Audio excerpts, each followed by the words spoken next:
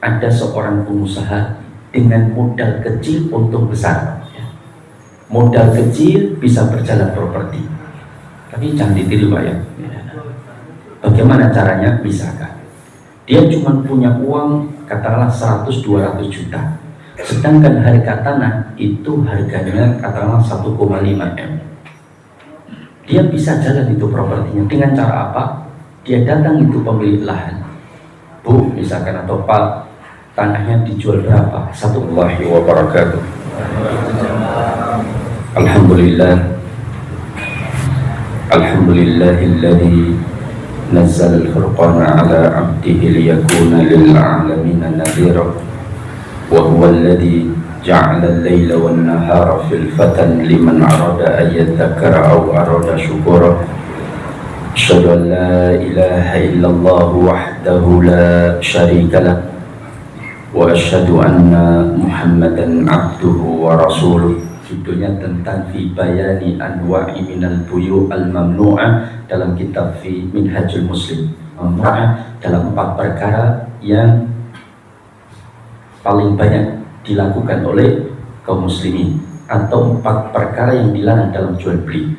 Dilarang karena tempatnya, dilarang karena waktunya, dilarang karena zatnya, dan dilarang karena caranya atau unsur yang haram di dalamnya. Ini 4. Dan yang ini saya bahas dalam kitab itu disebutkan yang pertama oleh Syekh Al-Jazairi rahimahullah, yaitu menjual belikan barang yang belum diserah terimakan.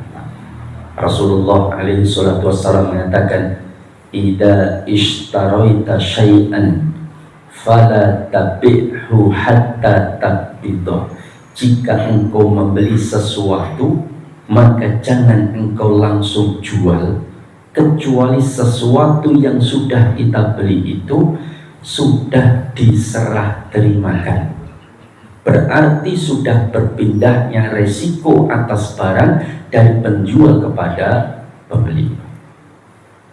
Dulu saya pernah sudah jelaskan kan tentang terlarang karena tempatnya, terlarang karena waktunya, terlarang karena zatnya, sudah balik.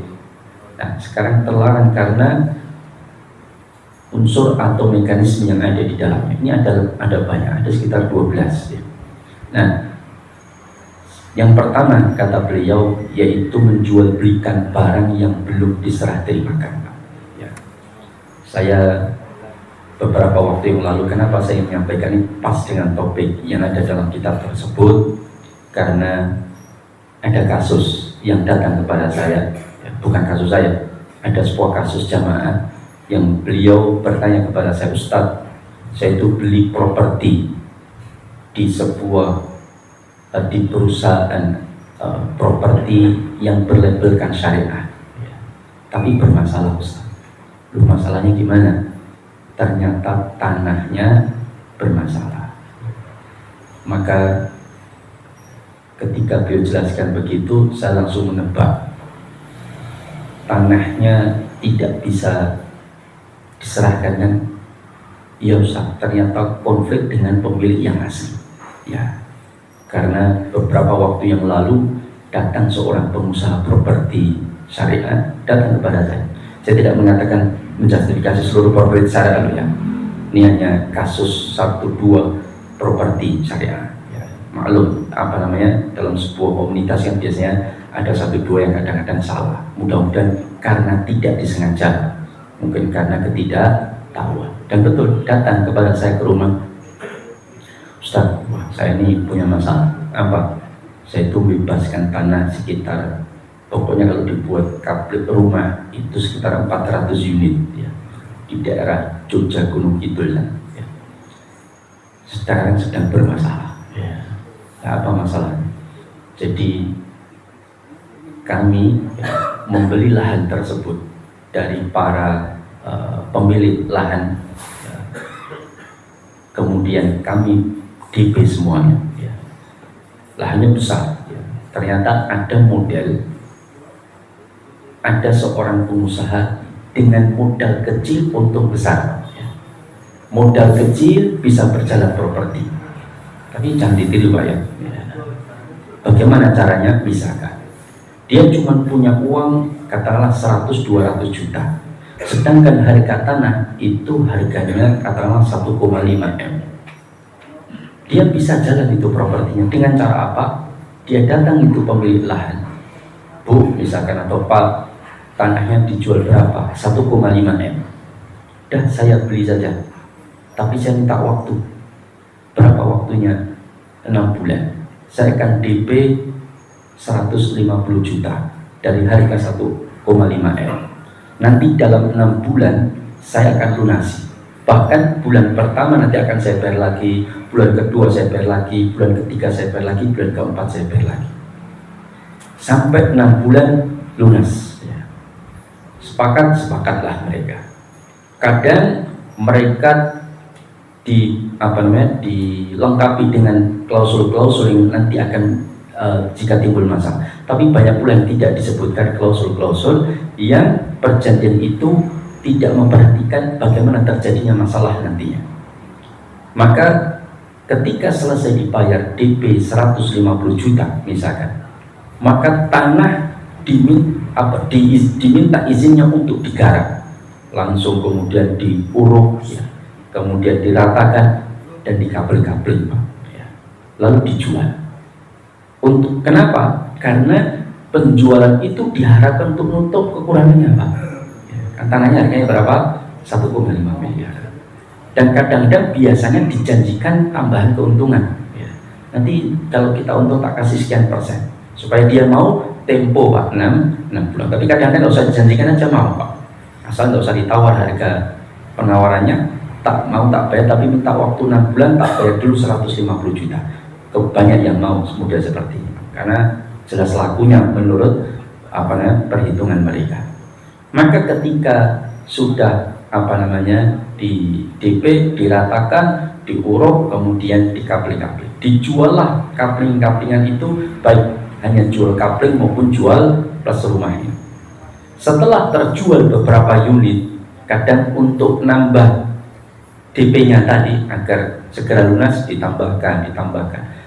Ternyata total sudah pembayaran 600 juta kalau masalah kasusnya itu. Kemudian ternyata kapling-kapling yang lain juga laku, tapi si pemilik properti ini kadang-kadang ya pengen untungnya jauh lebih besar. Sebagian yang laku digunakan untuk DP tanah lain, Pak, dengan model yang sama, dan begitu. Kemudian ketika deadline-nya 6 bulan sudah terjadi, ternyata belum mampu melunasi, Pak. Apa yang terjadi? Penjual ada yang tasamu, yang memberikan toleransi, ada yang bersikap keras, Pak. Batas waktunya tidak dibayar, hilang, Pak, DP-nya, tanah diambil alih. Itu terjadi, Pak. Sampai beberapa pembeli itu mengadu kepada saya. Bahkan salah satunya pemilik lahan datang kepada saya, Ustaz, kemarin saya tuh jual tanah, Ustaz, tapi ini tidak konflik, tapi secara hukum menang saya, Ustaz, karena tanah masih milik saya. Jadi datang seorang pengusaha properti syariah kepada saya, dia beli tanah saya harga sekian M, 1,5, kemudian di DP sekian, lalu dicicil selama 6 bulan, ternyata nggak mampu melunasi. Saya kasih waktu lagi 3 bulan, nggak mampu melunasi. Akhirnya saya ambil alih dan saya jual ke orang lain. Ternyata konflik. Yang beli tanah kapling tadi sudah menempati, sudah sudah menyiapkan penanam pohonnya, sudah ada yang magri, macam-macam. Ternyata tanah itu tidak bisa dimiliki, jadilah konflik. Nah, kenapa bisa demikian? Karena pengusaha properti tadi menjual barang yang dibeli, sedangkan barang yang dibeli belum diserah terimakan. Itu nggak boleh dalam Islam.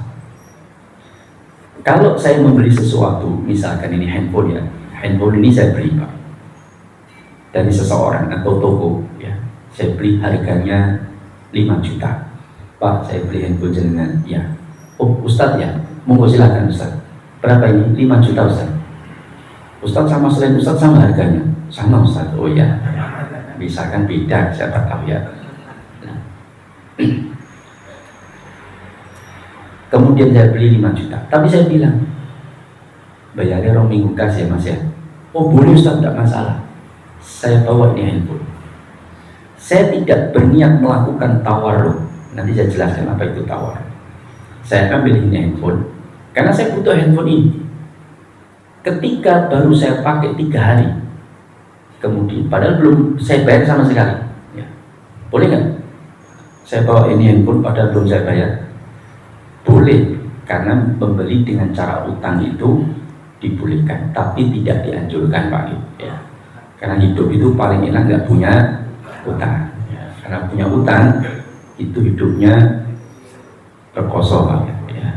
Nah, ketika saya ambil handphone 3 hari kemudian anak saya merengek, ayah SPP rum bayar 6 sasi. Oh yuk tenang nom sasi, karena duit saya punya handphone, boleh nggak saya jual handphone ini? Boleh nggak? Nggak boleh. Sekarang saya rubah, saya beli handphone ini. Mas, handphonenya berapa harganya? 5 juta. Nih saya bayar 5 juta. Terus kemudian handphonenya belum diserahkan. Yang mana Ustaz? Yang ini. Wah, yang ini nanti sore Ustaz. Saya baru ambil barangnya. Kalau yang ini udah nggak apa-apa nanti sore. Tapi saya bayar lunas. Sudah dibayar lunas. Handphone sudah saya bayar lunas. Tiba-tiba ada orang tetangga misalkan pengen mencari handphone seperti yang saya beli, dan dia kesulitan mencarinya karena handphone itu langka. Saya sudah beli handphone itu belum diserahkan ke saya. Lalu ketika ada teman yang bercerita mau membeli handphone seperti handphone yang saya beli, bahkan dia berani membeli ditambah keuntungan bagi yang punya 500.000, maka saya langsung jual. Udah, saya punya handphone seperti yang diinginkan, tak jual 5.500.000, mau nggak? Oh mau Ustaz. Terus saya terima pembayarannya. Lalu saya suruh dia ngambil sendiri di toko tersebut, boleh nggak? Tidak boleh, karena handphone tadi belum diserah terimakan. Tapi yang pertama boleh Pak, meskipun handphone itu belum lunas Pak. Paham? Saya kan beli handphone dengan cara utang. Handphone sudah diserahkan ke saya Pak, diserahkan ke saya. Lalu saya butuh handphone itu memang, tapi 3 hari kemudian anak saya minta uang untuk bayar SPP 6 bulan. Ini contoh Pak ya, bukan betulan ya. Kemudian dia minta handphone, minta uang kepada saya. Ayah, ini baru bayar SPP 3 juta totalnya. Wah, Randiden handphone tak jual, boleh? Boleh Pak, meskipun belum bayar sama sekali, atau baru DP boleh, karena handphone ini diserahkan ke saya.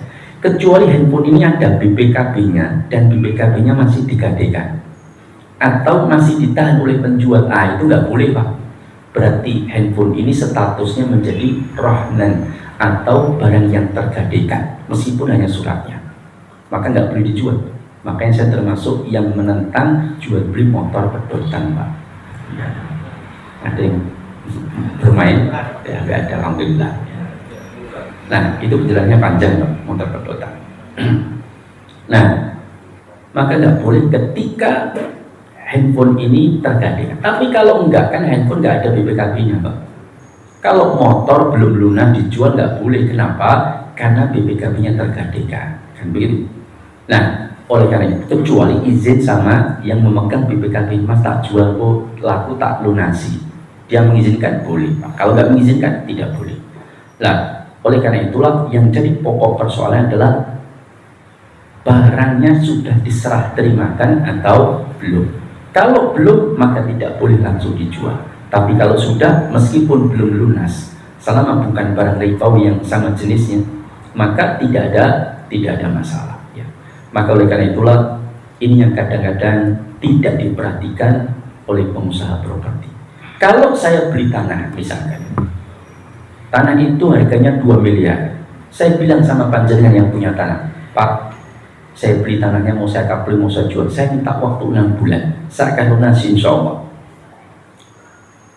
Tapi saya minta tanah itu diserahkan 100% ke saya, baik tanahnya maupun sertifikatnya, dengan balik nama langsung proses jual beli. Adapun saya belum lunas, saya akan jaminkan rumah saya. Paham? Ini sertifikat rumah saya harganya 3 miliar. Silahkan pegang sertifikat saya sebagai jaminan utang saya akan saya bayar. Kalau enggak, jatuh tempo rumah saya boleh jangan jual. Paham? Maka tanah yang sudah diserahkan saya, bahkan sudah AJB, akta jual beli, sudah pindah tangan ke saya, sudah diserahkan 100%, meskipun belum lunas boleh saya jual, Pak. Karena tanah itu sudah serahkan saya. Tapi kalau tanahnya, monggo serah tanahnya jenengan garap, yang penting sertifikatnya masih atas nama saya. Kalau belum lunas, belum balik nama, itu masih belum diserahkan, Pak. Maka ketika dia menjual, ternyata sudah laku, ternyata tidak bisa melunasi, lalu diambil alih kembali, terus gimana tanggung jawab pengusaha properti tadi terhadap pembeli kapling-kapling tanah tadi? Ini jadi bermasalah. Tapi kalau tadi sudah diserahkan 100%, meskipun belum lunas, tapi dia jaminkan rumah dia, maka ketika saya nggak mampu bayar, itu penjual itu tidak bisa mengambil tanah yang sudah saya beli, Pak, karena sudah lepas. Dan tanah ini nggak saya jaminkan, hanya saja dia bisa mengambil alih rumah saya, Pak, yang saya gadaikan sertifikatnya, sehingga dia bisa jual ketika jatuh tempo saya tidak mampu membayar. Nah, ini tentang persoalan menjual belikan barang yang belum diserah terimakan. Dan kasus ini terjadi, ini saya dapatkan sendiri, Pak.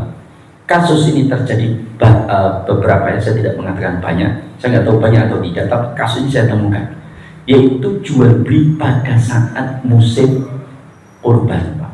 Ya. Tapi ini saya nggak ngajari loh, Pak. Ya, nanti malah pulang dipraktekkan. Ya, enggak. Begini. Ada orang modernnya, Pak, apalagi dia itu selalu tertunjuk menjadi panitia pembeli hewan kurban, Pak, dalam sebuah masjid. Nah, dia bisa untung besar. Sekali lagi jangan dipraktekkan, Pak, ya. Misalkan dia modal 10 juta, dia bisa untung 20 juta, bisa. Bagaimana caranya? Dia punya duit 10 juta, maka sebulan atau 2 bulan sebelum masuk lebaran haji, dia datang itu peternak sapi, Pak. Biasanya yang ditarget sapi, kalau kambing untungnya enggak begitu banyak. Sapi kan, piro sapi 16, katakanlah 25, rasa larang-larang, penting payu saiki untung kan, dengan gimana, 23, 22, 23 masih harus 23, ini tak DP dulu 1 juta, tak lunasi nanti pas ngambil, yang penting gue payu. Oh iya pun, selesai. Saya DP ini itu 10 sapi, Pak, dengan uang 10 juta. Otomatis sapi itu sudah saya beli, hanya saja belum diserah terimakan. Betul atau tidak? Ya. Terus habis itu saya cari pembeli, Pak. Aku beli sapi, regone selawi, kayak sapi ini kono, padahal belum diserah terimakan. Langsung dia jual, lalu dia dapat untung. Habis itu pelunasi, baru untuk pelunasan sapi. Ini nggak boleh, Pak. Kecuali sapi itu sudah diserahkan, kata Imam Ibn Abbas, sudah dipindahkan dari penjual kepada pembeli, ya. Maka silahkan dia jual meskipun belum lunas. Tapi kalau belum diserahkan, masih dikuasai oleh petani atau penjual, maka tidak boleh langsung diperjualbelikan. Ini aturan larangan dalam transaksi jual beli yang harus kita perhatikan, ya. Demikian. Ya cukup, mungkin mudah-mudahan bermanfaat karena sudah jam 6. Aku qouli hadza wa astaghfirullah li wa lakum innahu huwal ghafurur rahim. Subhanakallahumma wa bihamdika asyhadu an la ilaha illa anta astaghfiruka wa atubu ilaik. Assalamualaikum warahmatullahi wabarakatuh.